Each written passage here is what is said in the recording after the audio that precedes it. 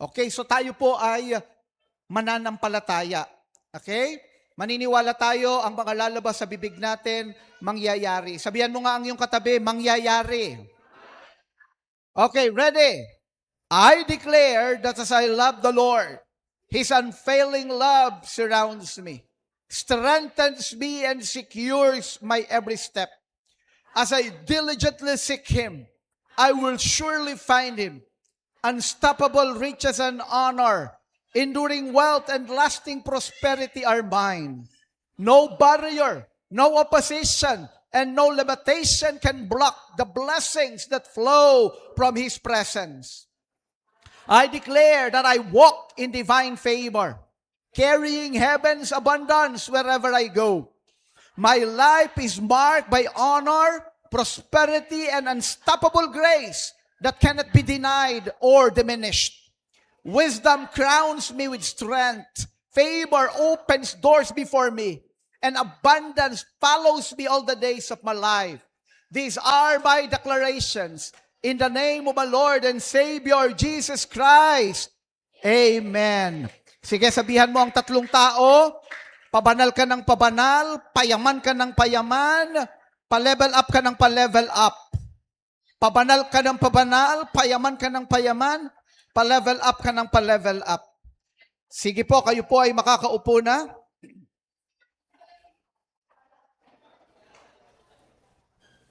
Makakaupo na po kayo. At ganun din sa mga kasama natin sa online.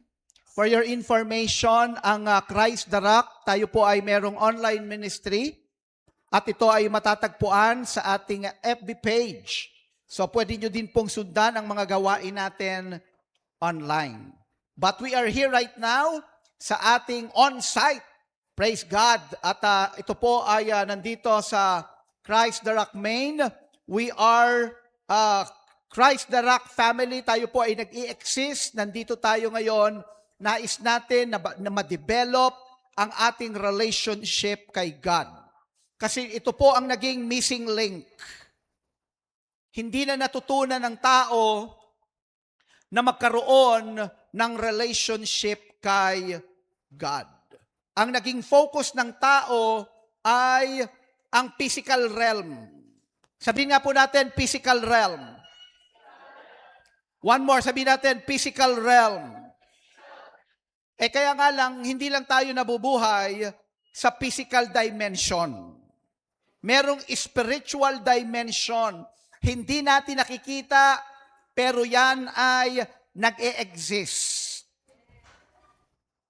Nagkaroon ng pagkakataon na ako ay nagbabahagi ng salita ng Diyos sa FEU. At may mga kabataan na nandun, mga college students to. At habang ako ay nagbabahagi ng salita ng Diyos, in the middle of my sharing, may nagtaas ng kamay na student. And he was so bold that time. Talagang confident siya na nagtaas ng kamay. At ang sabi niya sa akin, I don't believe in God. At nalaman ko na itong bata na ito, siya pala ay lumaki sa Amerika. At ang mga nakasama niya doon ay mga kabataan din na hindi naniniwala na merong Diyos. Tatandaan po natin ito, kung sino ang palaging kasama mo, makaka-influensya sa iyo. Kung sino ang palaging kasama mo, magiging kamukha mo. Tingnan mo nga yung katabi mo. Kamukha mo na ba siya? Kapag ka nakasama po pa yan, ng mas matagal pa, magiging kamukha mo na yan.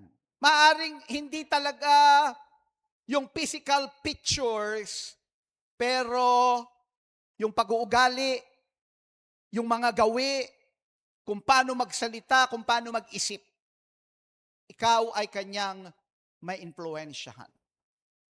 So, usually, pag ako ay nagsishare sa maraming mga tao, at lalo na pag ako ay pumapasok sa mga schools, sa mga campuses, during my sharing time, I don't give them the opportunity to say something or to ask question in the middle of the sharing. Nagbibigay ako usually after the sharing. Kasi nga naman, baka along the way, may mga tanong na ma-answer din naman. But that time, itong estudyante na ito, binigyan ko siya ng pagkakataon to express ano yung nasa kanyang isip at puso. At ang sabi niya sa akin, well, I don't believe that there is a God. I don't believe that God exists. Syempre, tinanong ko rin siya, why? Why don't you believe that God exists? Ang sabi niya, because for me, to see is to believe. Pag di ko nakikita, hindi ako maniniwala. Paniniwalaan ko lang kapag nakita ko na. Sino dito may mga ganun kayong kilalang tao na maniniwala lang kapag kanyang nakita? Gusto ko sanang tanungin siya kung naniniwala ba siyang meron siyang utak. Kaya lang ayoko namang mapahiya. Kasi ang susunod kong tanong, nakita mo na ba ang utak mo? So it's a philosophical challenge, pero mas nagpunta ako doon sa siguro mas matatanggap niya. No? Tinanong ko kung naniniwala siya sa virus, sa bakterya, na hindi naman talaga natin nakikita ng naked eye.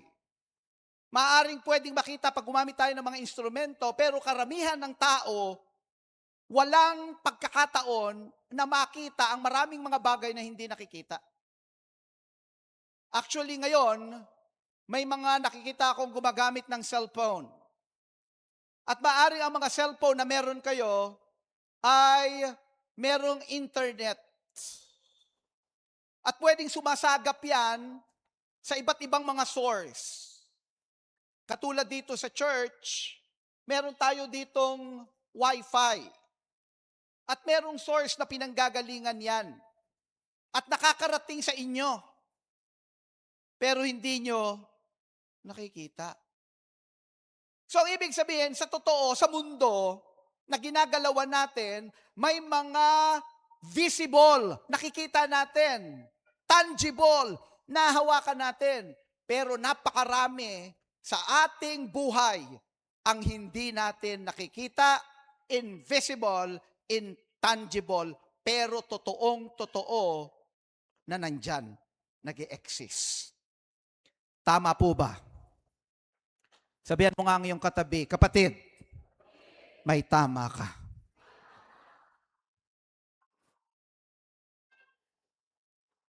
And even in the spirit realm, ibig sabihin, totoong merong physical realm, pero totoong may spirit realm, at ang tao, tayo, ay nilikha ng Diyos na physical. Kaya pag tinignan mo yung katabi mo, makikita mo yung kanyang physical body. Physical part, makikita mo. Pero meron niyang spiritual part na hindi mo makikita. Kaya nga sinasabi na ang tao daw ay tripartite being, composed of body, soul, and spirit. Nasasaktan ang body, pero nasasaktan din ang soul, ang invisible part. Kaya nga pag may nagsalita sa iyo ng hindi maganda, minura ka, o nagsalita ng something negative about you, hindi naman nadampian ng iyong katawan. Hindi ka binuntal, hindi ka sinipa, pero nasaktan ka. Ouch! Hindi pa yun masyadong masakit, ouch pa eh. Pero pag, aray! Ayun, masakit na talaga yon. Pero yung mga pa-ouch-ouch, hindi pa yun masyado. Pero ibig sabihin, nasaktan ka. Ano ang nasaktan? Not really the physical part of you. Yung tinatawag na emotion, ano pa rin yan, invisible part natin yan. Ginagamit lang natin yung mga physical explanation. Naku, nasaktan ang puso ko. Puso mo ba talaga yon? Yan ba talaga yung internal organ na muscle na nagpa-pump ng blood at ng oxygen? Yung ba talaga nasaktan? No. It's the invisible part of you. Ngayon, tingnan niyo ako. Kaya nga lamang na condition ang tao. Pag-uusapan natin ito, napakahalaga nito. Kinondisyon ang tao na para bang nabubuhay lang tayo sa physical. Kaya hindi na natutunan ang tao to commune with God, to be in the presence of God, to talk to God, to worship God. Sino yung nandito ngayon, nandito ka ngayon, habang tayo ay umaawit, ang awit kasi ay bahagi ng expression ng ating pagsamba kay Lord, you are not that comfortable. Hindi ka sanay. Parang awkward. Ano ba gagawin ko? Umaawit ako, parang hindi ko nakikita kung sino yung God na inaawitan ko. Itataas ko ba kamay ko? Papalakpak ba ako? Masanay nating palakpakan yung mga nakikita natin. Napakaganda naman ng pagkaka-performance ng tao na yon. Kaya pag pumalakpak tayo, talagang pinahanga tayo. Doon tayo nasanay. Hindi tayo nasanay to acknowledge God na merong Diyos kahit na hindi natin nakikita, siya ay totoo at siya ang Diyos na lumikha ng langit at ng lupa. At para sa akin, sa aking pagbabasa ng makapangyarihan ng banal na salita ng Diyos, mas totoo ang Diyos na hindi nakikita kesa sa mga bagay na nakikita natin. Why?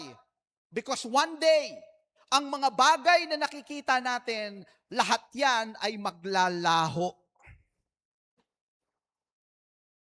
Mawawala. Actually, napakaraming istruktura nung unang panahon na napakagaganda. At hinahangaan ng mga tao nung unang panahon, yung mga istruktura na yan, pero ngayon, wala na. Naglaho na.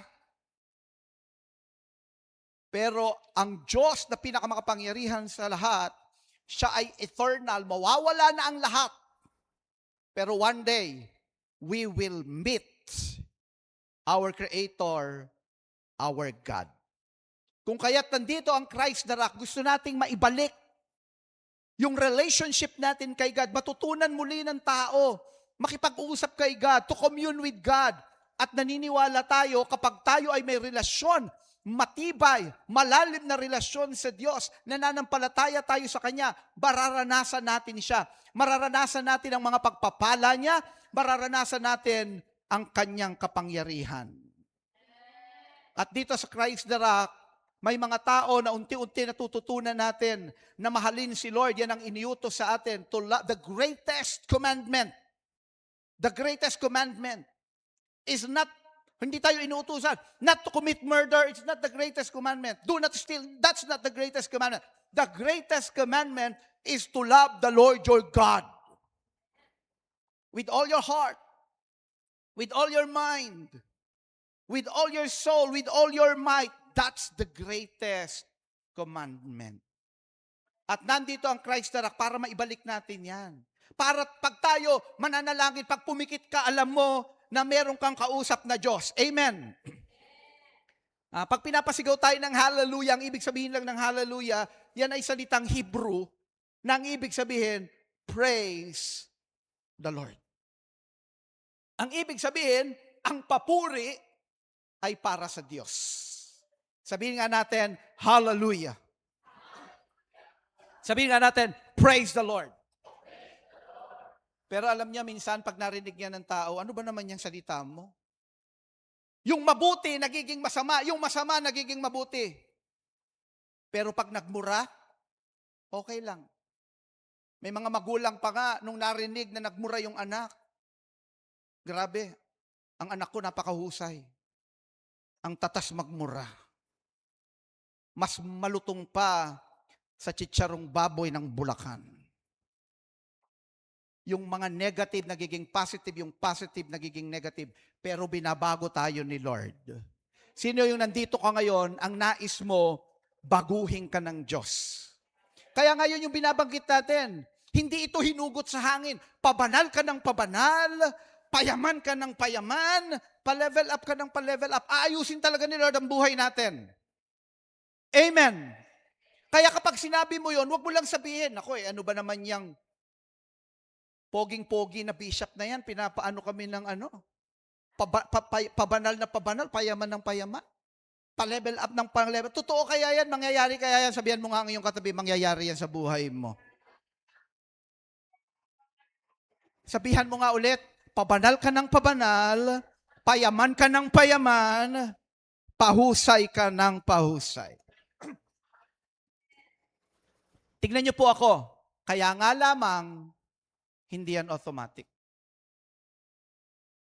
Dinedeklara natin yan, nananampalataya tayo, pero may mga pipigil dyan. May mga pipigil dyan. At kinakailangan malaman natin, sandali, paano ko mapagtatagumpayan yung mga pumipigil upang yung plano ni Lord na ako ay pabanal ng pabanal, payaman ng payaman, pa-level up ng pa-level up, mangyari nga. Na pag natapos ang taong 2026, makikita mo sarili mo, napakalaki na ng mga pinagbago. Amen. At tayo ngayon ay magtutungo sa salita ng Diyos sa Book of John, chapter 10. Book of John, chapter 10, at pag-aaralan natin, I just want to share 2 verses. John chapter 10, verse 10 and 11. At gusto kong malaman ninyo ang background ng John chapter 10, verse 10 to 11. Ang nagtuturo dito ay ang Panginoong Jesucristo. At ginamit ni Lord ang metaphor ng mga tupa. At ang Diyos, ang Panginoong Jesucristo, siya ang pastol. Ginamit niya ito upang ituro na ang Diyos ang protector at provider. Yan ang pastol. Kapag binasa ninyo sa lumang tipan, by the way, ang Bible na meron tayo ngayon, kahit na yan ay digital. Ang Bible na meron tayo, ito ay may dalawang bahagi. Ang Old Testament, sabihin nga natin, Old Testament. Yan ay 39 books. So meaning, ang Bible ay hindi one book. Well, considered one book, but not really one book. Kasi ang Bible ay library. Ang Old Testament ay 39 books, ang New Testament ay 27 books. Tanungin mo nga ang katabi mo, kapatid, ilan lahat?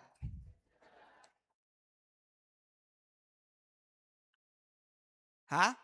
27 plus 39. 66 books. From Genesis to Revelation. O ganito, kung sino ang makaka-memorize ng 66 books from Genesis to Revelation, next Sunday, merong prize. Ano, dalawa ang sito? Anong ano? Maganda yan na ma-memorize natin na may mga ganyan pala na mga aklat from the Old Testament going to the New Testament. Pero dito sa Biblia, na meron tayo, ito ay makapangyarihang salita ng Diyos. Tinuturuan tayo dito upang makilala natin si Lord. Pumunta tayo sa John chapter 10, verse 10. ginamit ng Panginoon ang metaphor ng tupa. At siya ang pastol. Siya ang protector. Siya ang provider, si Lord. Amen. Katulad ni Haring David, siya ay shepherd bago siya naging hari sa Old Testament. At kapag ka may mga predator, merong lion or bear na sasagpangin ang tupa, ang gagawin ni David, ipagtatanggol niya. Poproteksyonan niya. Ang sabi nga ng Biblia, sa 1 Samuel chapter 17, nasa bibig na ng leon ang tupa, aagawin pa ni David. At ito ay pagpapakita ng tungkulin ng isang mabuting pastol. Poproteksyonan at siyang magpo-provide sa tupa. Magtungo tayo dito. Pwede bang sabay-sabay nating basahin? Ready? Read. The thief does not come except to steal and to kill and to destroy. I have come that they may have life and that they may have it more abundantly. Verse 11, I am the good shepherd. The good shepherd gives his life for the sheep. Palakpakan nga natin ang Panginoon sa kanyang makapangyarihang salita. So, hinalintulad ang mga Israelita. Ito ay, ang kausap ng Panginoon ay mga Israelites. Pero naniniwala tayo na hindi ito exclusive sa kanila. Tayo din, na nananampalataya sa ating Diyos, hinahalintulad tayo sa tupa. Sandali lang.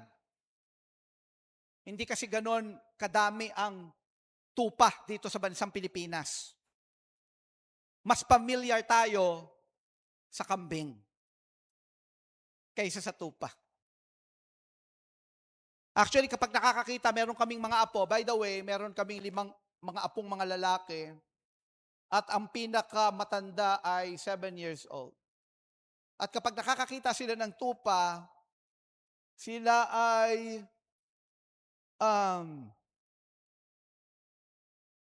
namamangha, na-amaze. Kasi madalang silang makakita ng ganon. At dahil hindi tayo masyadong familiar, gusto ko kayong bigyan ng ilang background sa mga tupa. Una, ang tupa ay mga dumb animals.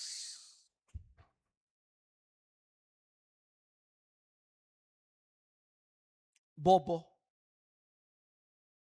Compare sa ibang hayop. Nandyan na ang panganib, hindi pa nararamdaman ng tupa. Kaya nga ang tupa, yan ang paboritong tanghalian, merienda, at hapunan ng mga leon at ng oso. Kasi napakadali nilang habulin.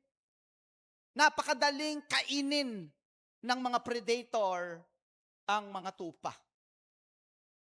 Actually, hindi lang dumb animal ang tupa ay directionless.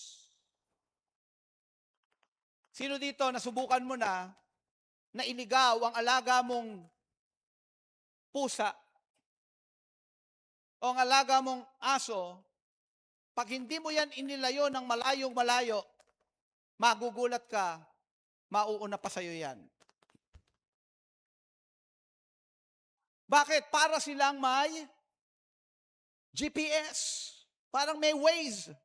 Alam nila kung paano babalik. Pero ang mga tupa, hindi. Kaya pag binasa ninyo ang Bible, palaging makikita ang tupa kapag lumayo siya sa flock. Makikita palagi siya naliligaw, nakasabit sa mga sanga, at mahuhulog na o nahuhulog sa bangin. Wala siyang sense of direction. Pangatlo, ang mga tupa, dependents. Dependent sila sa kanilang shepherd. Meron ng tinatawag, ewan ko kung alam nyo to, ang tawag dito ay cast down ship.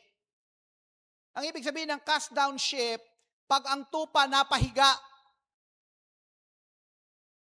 ang kanyang mga limbs ay nasa taas, wala na silang kakayanang bumalik. Hindi kasi balance ang size ng kanilang mga binti sa kanilang malaking katawan. Ang mga binti ng mga tupa ay so thin, payat. Kaya pag napahiga na yan, gagalaw-galaw na lang yan, hindi na makabalik. Kailangan iba, hanggang sa makita na yan ng mga predator, makita ng leon, makita ng oso, o masasuffocate na yung tupa. Ang tupa ay dependent sa pastol.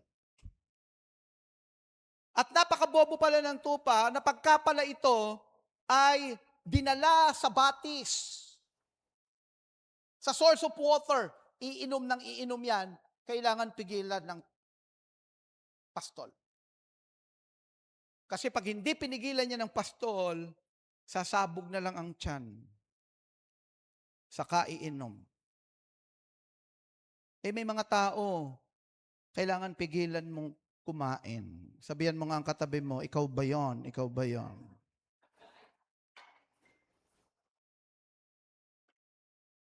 At ang mga tupa pala, defenseless. May mga hayop, nilikha ng Diyos, matutulis ang mga claw, ang mga kuko. Matutulis ang mga ngipin, malalakas, mabibilis. Ang mga tupa, hindi sila mabibilis, hindi matutulis ang mga kuko, hindi matalim ang mga ngipin, wala talaga silang kakayanang ipagtanggol ang kanilang sarili. Mabuti na lang nga ang mga kambing, may mga kambing na matutulis talaga ang kanilang mga sungay, pwede pa rin may paglaban. Pero ang tupa, defenseless. Again, ginamit ng Panginoong Jesucristo ang metaphor na ito at sinasabi na ang mga tao ay parang tupa. Sabihan mo nga ang iyong katabi, kapatid, parang tupa ka pala.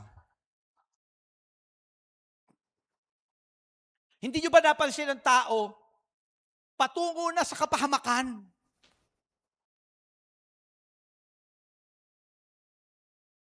Walang sense of any danger. Harapan, niloloko na ng dyablo. Harapan, pinapatay na ng dyablo. Katulad dun sa ating binasa, sabi dito, the thief, ang tinutukoy ay si Satanas. Ang dyablo. Ay, by the way, sino dito naniniwalang merong Diyos? Can I hear your amen? By the way, pag sinabi nating amen, ang ibig sabihin ng amen, I believe.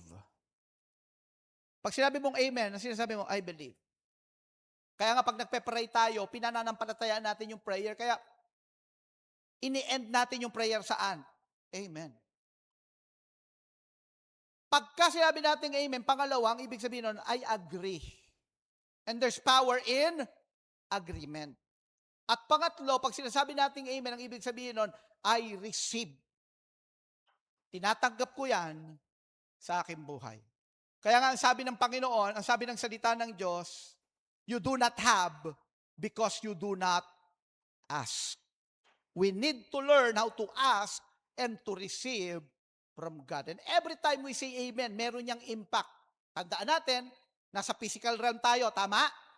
Pero may spirit realm. And every time we say amen, with conviction, with faith, may nangyayari sa physical realm at sa spirit realm. Sabihin nga natin, amen. So, ang thief na tinutukoy dito ay walang iba kung hindi ang dyablo. Si Satanas ay magnanakaw. Sabihin nga natin, si Satanas ay magnanakaw. Kung naniniwala tayong may Diyos, dapat maniwala din tayo na mayroong dyablo. At isa sa pinaka-effective na strategy ng dyablo, hindi maniwala ang tao na may Diyos. At kung maniwala man ang tao na may Diyos, another strategy of Satan is to convince people that there is no devil. Minsan naniniwala ang tao na merong dyablo sa isip lang. Sa isip lang. Pero paano niya ikandak ang life niya, parang hindi siya naniniwala. At kapag ang isang tao ay ignorant, na merong thief, may magnanakaw, pwede siyang manakawan, yan ang mananakawan. Hindi aware. Bari mo, lalakad ka ng rekto, ang backpack mo nasa likod. Pagdating mo sa pupuntahan mo, limas na ang gamit mo sa likod. Bakit ko alam? Ang tagal ko sa University Belt. Diyan talaga ako unang nag-ministry. At ang dami namin nakikitang ganyan. Kaya kami, pag yung backpack namin, front pack. Pag naglagay kami ng bag, nasa harap, hindi sa likod. At minsan, kahit nasa harap na, kailangan nandun yung awareness. Ganyan ang dyablo. Pag ignorant ka sa kanya, araw-araw, you conduct your life na parang walang kaaway, walang kalaban, walang dyablo na kalaban, kasi maaring nandito lang, alam mo lang, o maaring hindi ka nga naniniwala, nasa modern time na, magiging target ang tao ng dyablo. Si Satanas ay dating anghel. Nagrebelde sa Diyos, kinunbinsi niya ang 1/3 of the angels. O kung kayo ay nakikinig ngayon, gusto nyong i-research yan, pwede nyong isulat itong mga verses na ito. Hindi ko na ipopost, pero babanggitin ko lang. Revelations chapter 12, verse 4. Revelations chapter 12, verse 7 to 9. Isaiah chapter 14, verse 12. Ezekiel chapter 28, verse 15 to 17. Tinuturo dyan na ang Diyos may nilikhang mga anghel at may nagrebelding anghel. Ang pangalan niya ay Lucifer. At itong Lucifer na ito, nais niya na hindi lang maging Diyos, pero mas maging mataas sa Diyos, and he convinced 1/3 of the angelic host. Yan ang tinutukoy na magnanakaw. Si Satanas. Sabihan mo nga ang iyong katabi, si Satanas ay magnanakaw. Kaya lang, hindi lang siya naparito upang magnakaw. May mga magnanakaw na ang kanilang intensyon, magnakaw lang, wag manakit, wag pumatay. Hindi, ako lang, ang gusto ko lang talaga, ay may pangangailangan ako, magnanakaw lang ako. May mga ganyang magnanakaw. Pero, itong si Satanas, pag binasa natin, pwede bang basahin ulit natin sabay-sabay, yung unang bahagi. Ready, read. The thief does not come except to steal and to kill and to destroy. Hindi ito nakikipaglaro. Ang kanyang layunin, hindi lang magnakaw. Ang kanyang layunin ay pumatay. Magwasak. Yan ang layunin ni Satanas. Kaya huwag kayong magugulat kung maraming mga tao ang buhay napapahamak. Ang pamilya nawawasak.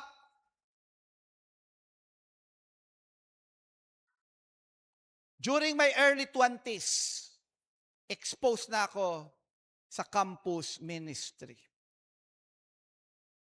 At pag nagpapataas ako ng kamay, sino dito, you are a product of a broken home?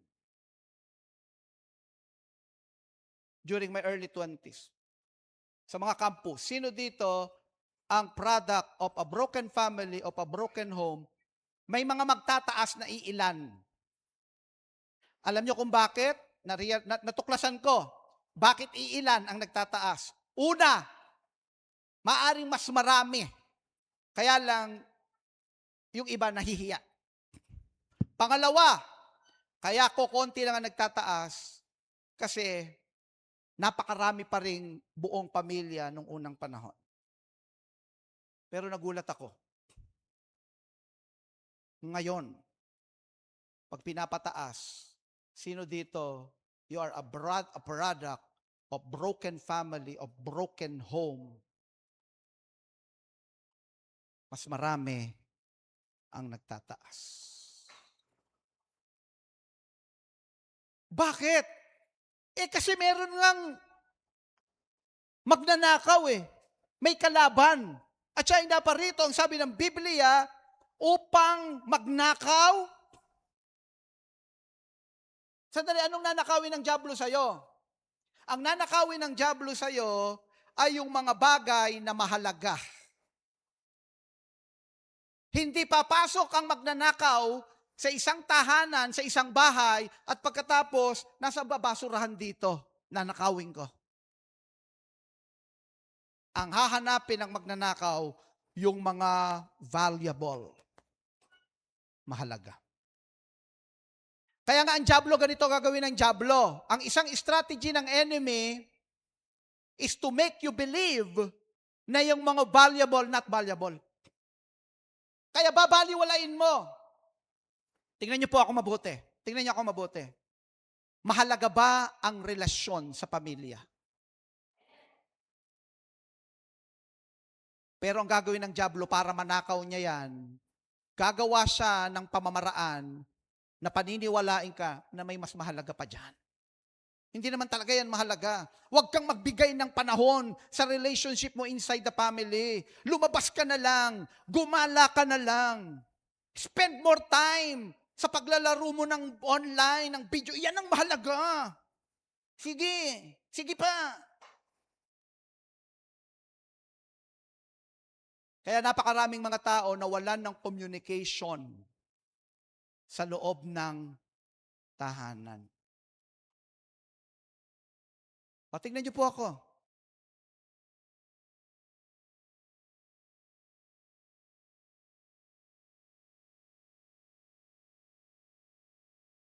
O minsan, ito yung realidad. Kaya ako sinasabi sa inyo. Minsan masakit.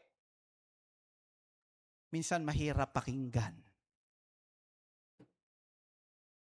Kaya lang kung hindi natin ito i-expose, uulit-ulitin niya ng dyablo. Uulit-ulitin niya magnanakaw. Kasi ang magnanakaw, gumagawa yan ng paraan para makapagnakaw. Hindi mo alam, hindi alam ng tao na ninanakawan na siya. Ganyan ang magnanakaw. Kaya gumagawa ng distraction. Gagawa ng gulo sa isang lugar na malapit sa'yo. Ang hindi mo alam, ninanakawan ka na. Kaya sa tahanan, maraming tahanan, hi, hello, goodbye. Ganun na lang. Mag-hi, aalis na siya, goodbye. Hello, pagdating. Meron nga, wala ng pansinan eh. Lalagpasan na lang nila ang isa't isa. Bakit nagkaganon? May ginagawa ang dyablo to steal, to kill, to destroy. O tatanungin ko kayo, ang iyo bang kinabukasan ay mahalaga? Nanakawin ng dyablo yan.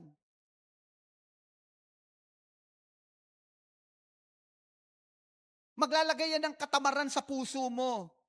Kasi kung anong mga desisyon at ginagawa mo ngayon, yan ang magiging resulta ng kinabukasan mo. Pero wag mong isipin yan, kung mag-enjoy ka na lang muna ngayon.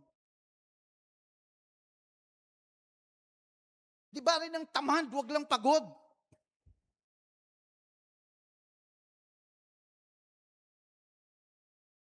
Ang dyablo ay naparito upang magnakaw, pumatay, magwasak.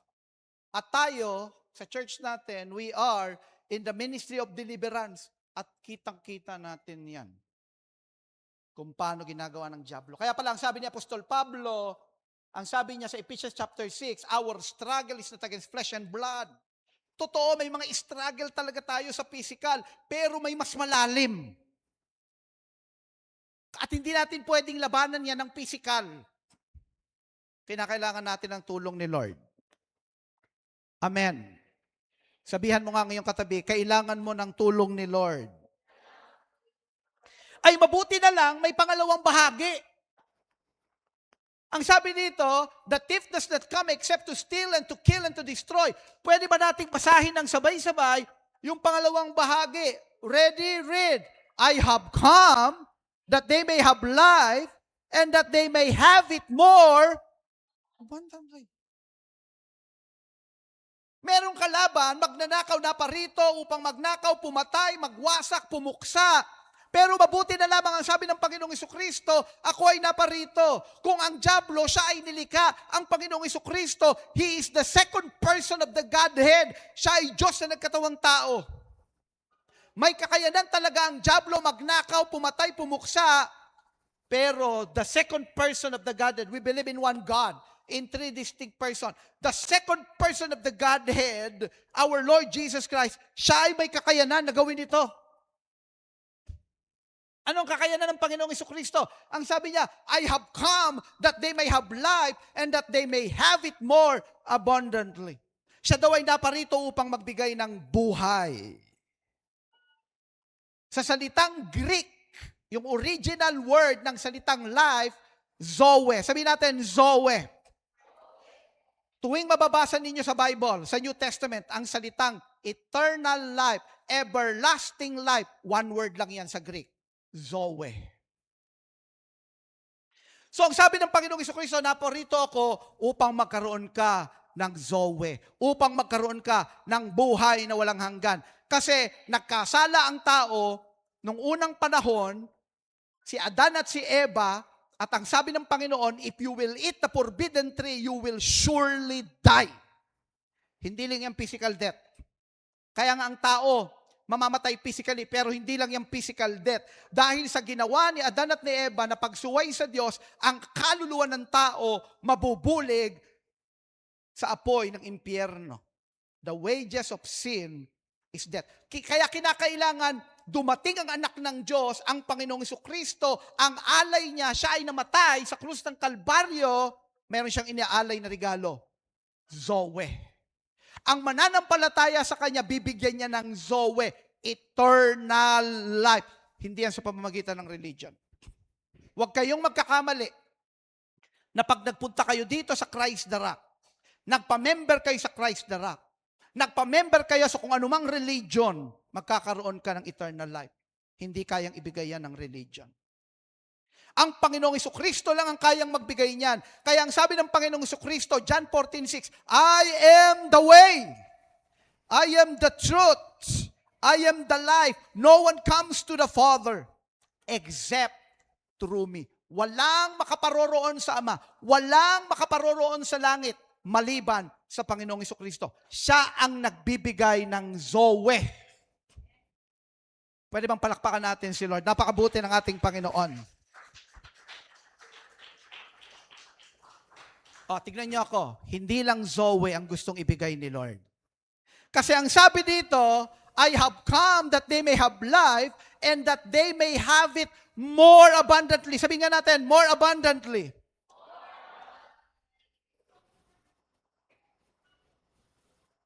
One more, sabihin natin, more abundantly. Isang salita lang din yan sa Greek. Bakit ko dinadala doon sa original language? Dinadala ko doon sa original language para malaman natin ang kahulugan. Ma-appreciate natin. Ang one word ng more abundantly, sabihin nga ulit natin, more abundantly. Kung babasahin natin yan sa Tagalog, ang sabi, upang magkaroon sila ng buhay, buhay na masagana, buhay na ganap, buhay na kasiyasiya. Ang word na ginamit dyan sa original language ay perizos. Sabihin na natin, perizos. Ang ibig sabihin ng perizos, super abundant. Kaya ang ginamit, hindi pwede yung one word lang na abundant, kaya nilagay more abundant. Ang ibig sabihin niyan, more than enough. Ang ibig sabihin niyan, overflowing. So ang sinasabi ng Panginoong Jesucristo, siya ay naparito upang magkaroon ka ng eternal life, magkaroon ka ng Zoe, at magkaroon ka ng perisos, magkaroon ka ng buhay dito sa mundong ito na overflowing. More than enough. Ang gusto ni Lord, sumagana buhay mo. Ang gusto ni Lord, maging maayos ang buhay mo. Kaya yung sinasabi natin, hindi ito hinugot sa hangin. Pabanal ka ng pabanal, payaman ka ng payaman, pa-level up ka ng pa-level up. Totoo ito. Pangako ito ni Lord sa kanyang salita. Sabihan mo nga ulit yung katabi mo, pabanal ka ng pabanal.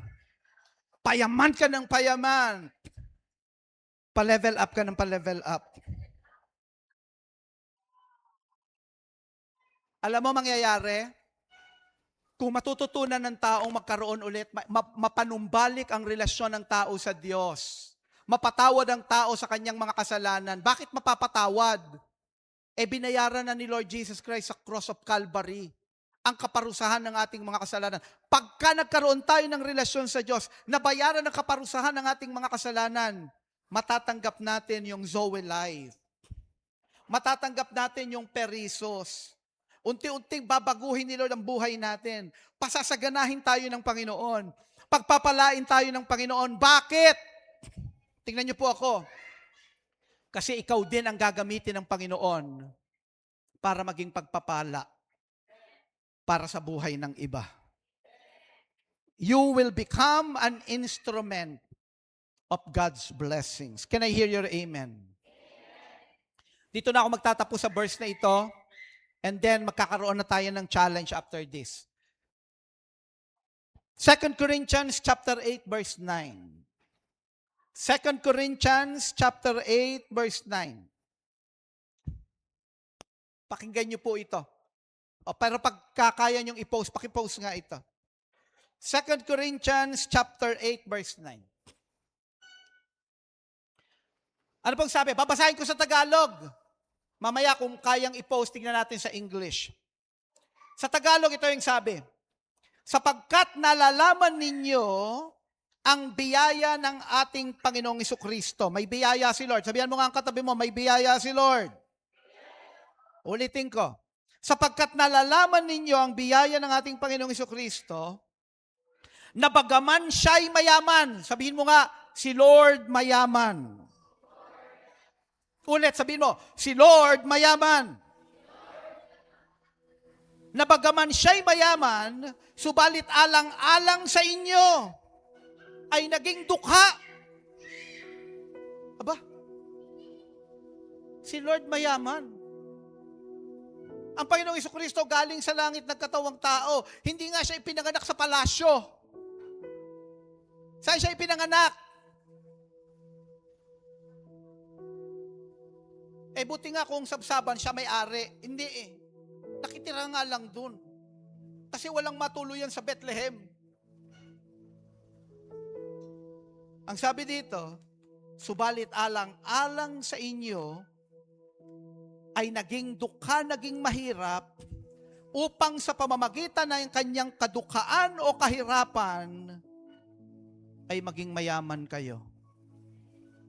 Pwede bang basahin natin ng sabay-sabay? Ready, read. Sapagkat nalalaman ninyo ang biyaya ng ating Panginoong Jesucristo, na bagaman siya'y mayaman, subalit alang-alang sa inyo ay naging dukha, upang sa pamamagitan ng kanyang kadukhaan o kahirapan, ay maging mayaman kayo.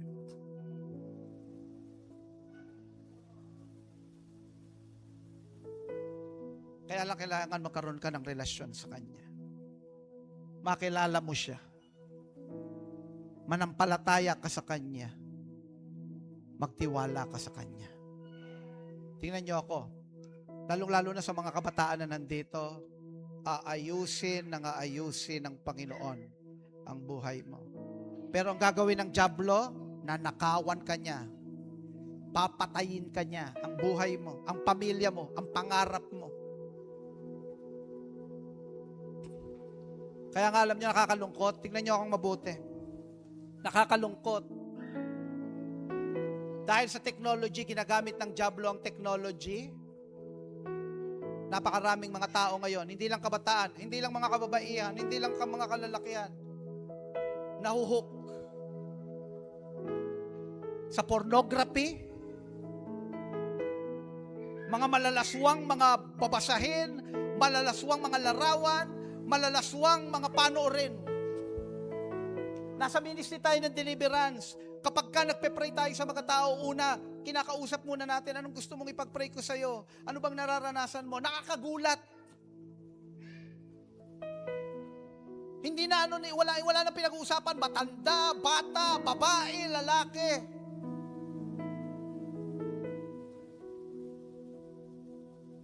Seryoso talaga si Satanas. Naparito siya upang magnakaw, pumatay, magwasak.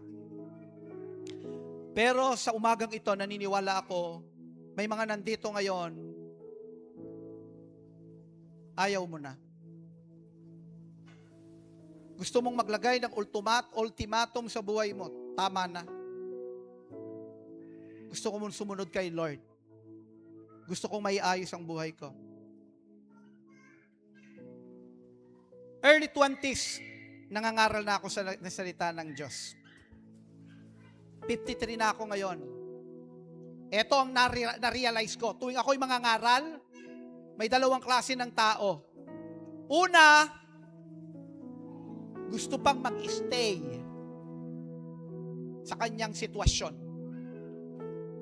Kasi doon sa binasa natin, sa John 10:10, the thief cometh only to steal, to kill, and to destroy. Yan ang gawa ng magnanakaw. Naparito siya upang magnakaw, pumatay, magwasak. Ang Panginoong Jesucristo naman ay naparito upang magkaroon tayo ng buhay na masagana, buhay na kasiyasiya. O, tingnan niyo po ako. Before we pray, nasaan ka kabilang? Ikaw ba yung biktima pa rin ng diablo na naparito upang magnakaw, pumatay, magwasak? Pag tinitignan mo ba buhay mo, parang papunta na sa pagkawasak. Kung hindi ka magbabago ng direction, ng trajectory ng buhay mo, may idea ka na kung anong mangyayari sa'yo. O ikaw yung narito ka ngayon, nararanasan mo na binabago ka na ng Panginoon, inaayos na ni Lord ang buhay mo. Tayo lahat ay tumayo. Pwede ba palakpakan natin ang Panginoon?